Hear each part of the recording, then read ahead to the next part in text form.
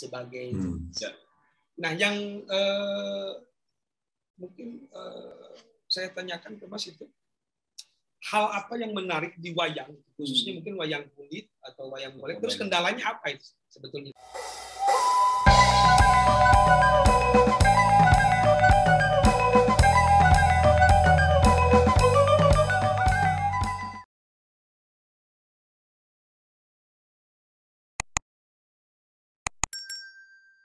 Hal apa yang menarik di wayang, khususnya mungkin wayang kulit atau wayang golek, terus kendalanya apa itu sebetulnya? Mungkin pandangan Mas Peter, trainer lah, orang asing di sana gitu. Nah, kalau dunia wayang, ya kalau di Eropa kita juga punya teater boneka ya, atau marionet yang mirip dengan marionet. Kalau di Hungari nggak begitu. Itu kalau nggak salah di Perancis aslinya.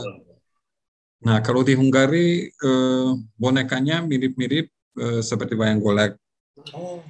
Jadi yang ini, Mas, ada pakai sesuatu, atau ada juga yang seluruh tangan dimasukin gitu, menggunakan jari-jari. Tapi ada juga yang seperti wayang golek yang pakai stick atau apa pegangannya gitu. Nah,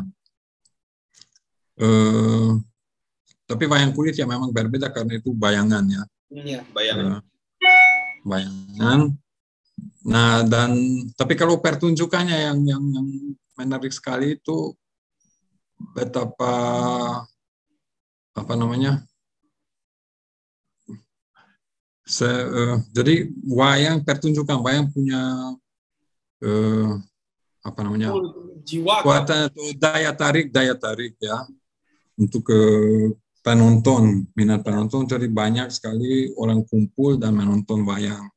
Itu baik wayang golek atau wayang kulit ya. Nah, itu yang sangat menarik. Kalau saya memang jujur wayang golek saya tidak begitu banyak sempat nonton ya. Kendalanya hanya sekali. Dan waktu itu pun ya kendalanya bahasa. Saya. Nah, kalau wayang kulit itu sampai sekarang ya pasti memang bahasa Jawa saya bisa sedikit tapi tidak fasih. Dan yang dulu saya bisa itu pun sudah dilupakan kebanyakannya. Nah, tapi paling tidak ya sedikit mengerti alur ceritanya. Terus kalau enggak ya bisa tanya teman. Nah, kalau di wayang golek ya memang susah karena bahasa Sunda saya hanya bisa 1-2 kata doang. Iya. Berarti kan pada dasarnya ada kendala itu di komunikasi. Mungkin ke depan untuk dalam baik di Sunda ataupun di Jawa, berarti itu kan bisa dipikirkan dengan catatan tidak menghilangkan unsur-unsur yang esensial seperti papakem atau kayak kan mungkin bahasa kromonya ya. Terus kalau di ya karena itu juga suatu daya tarik tersendiri bahasa aslinya, bahasa Jawa atau bahasa Sunda yang juga memiliki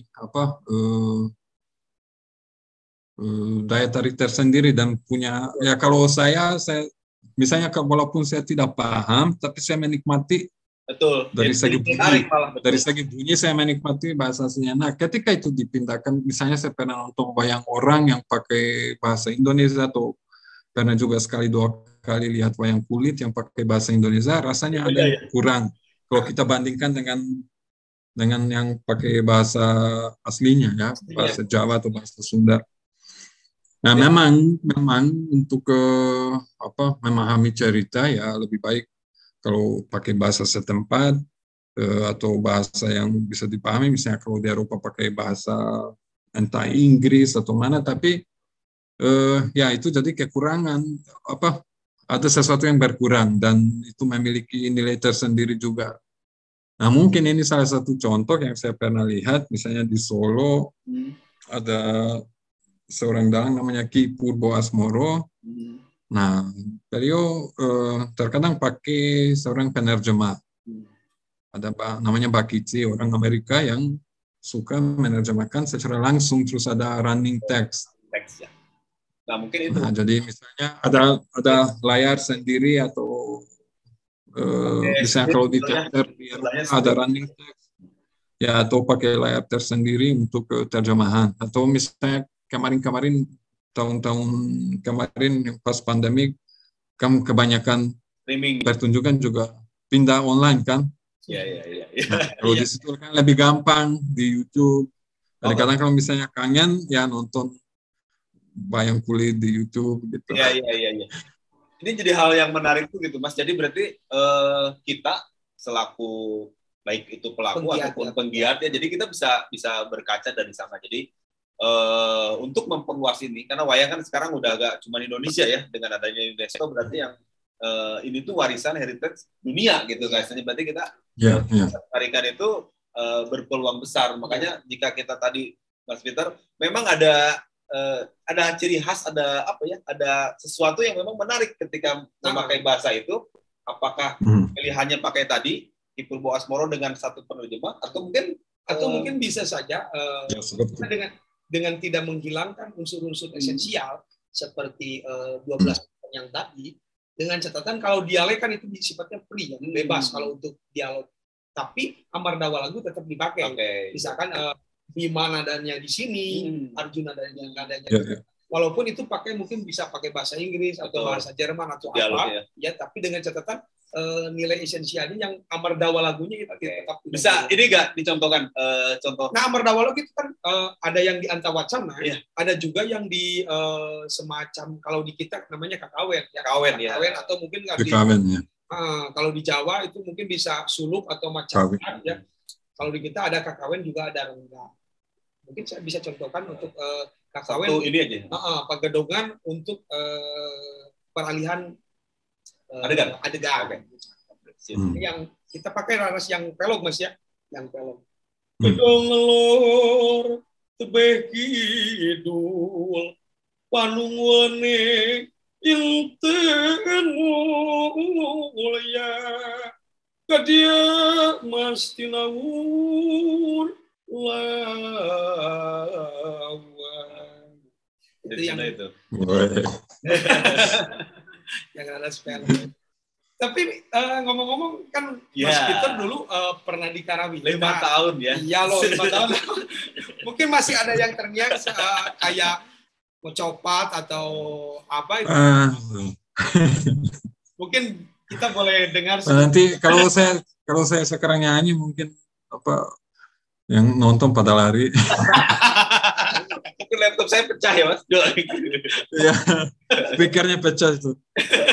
Ya, mungkin lain kali ya.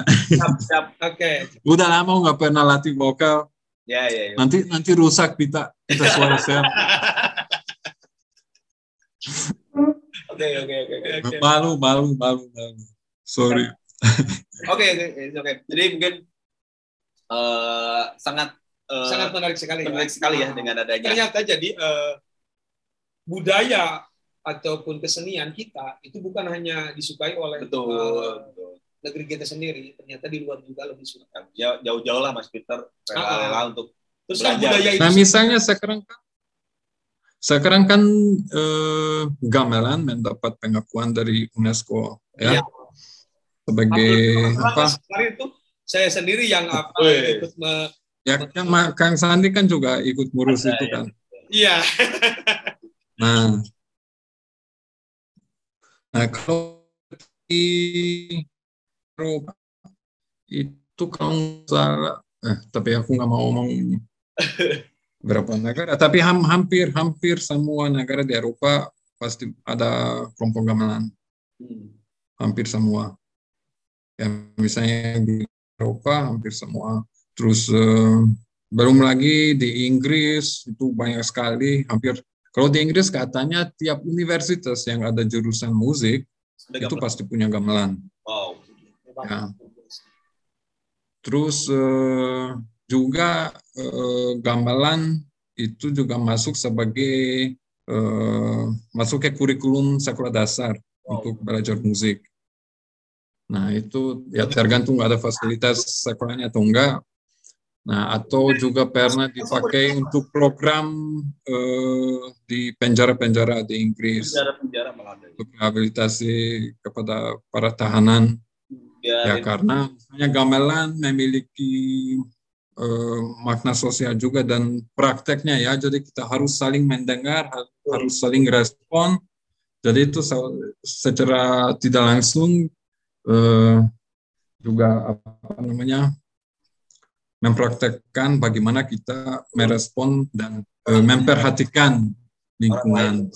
Berarti ya selain hiburan ternyata memang gamelan ataupun wayang mempengaruhi psikis kita juga ya. Ya. Sekali manfaatnya ya. Nah, mudah-mudahan dengan adanya ini untuk generasi muda khususnya di Indonesia itu lebih semangat ya. Lebih antusias, lebih semangat. Saya berharap justru ke dinas pendidikan atau dinas terkait itu masa kalah ya. Iya. Kok di luar itu udah ada kurikulumnya. Di sini. Malah justru tapi mudah-mudahan ya ke depannya kita saling inilah. Dimulai dari kita dulu aja. Oke, mudah-mudahan ini jadi apa istilahnya penyemangat lah. Amin. Oke, baik. Mas Peter, terima kasih banyak. Amin. Waktunya. Semoga ya, sama-sama. Iya. Siap. Jadi ditunggu di Indonesia ya. Semoga juga sehat-sehat. Amin. Amin. Oke. Baik, untuk kali ini ya kita cukupkan sekian dan Rahayu.